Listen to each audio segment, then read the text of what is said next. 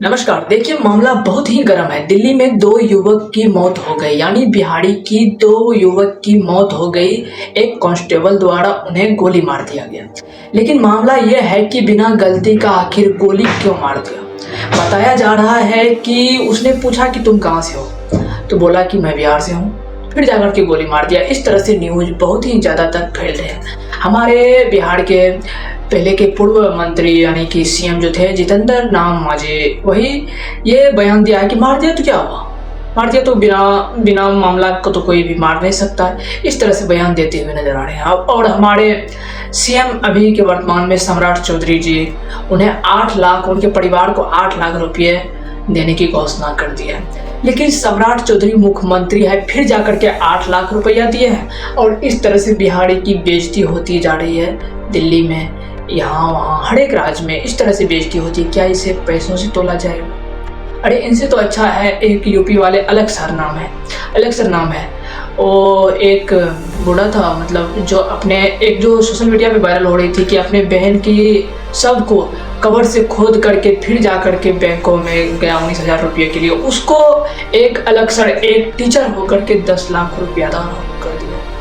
लेकिन हमारे बिहार के सीएम सम्राट चौधरी जी इन दो परिजनों को 8 लाख, सिर्फ 8 लाख रुपया दान करने की घोषणा की है। इस प्रकार से हो रहे हैं हमारे बिहार में।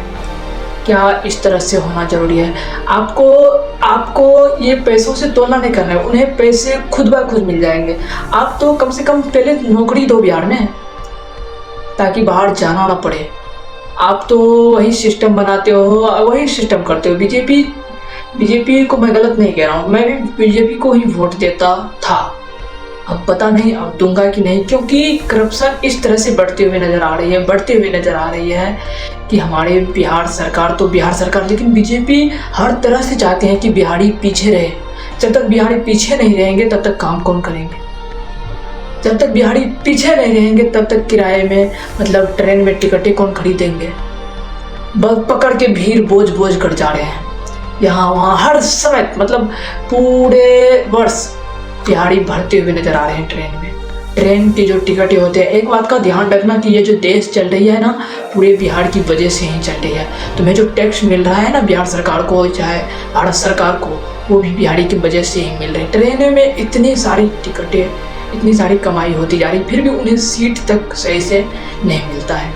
इस तरह से होते हैं हमारे बिहार में।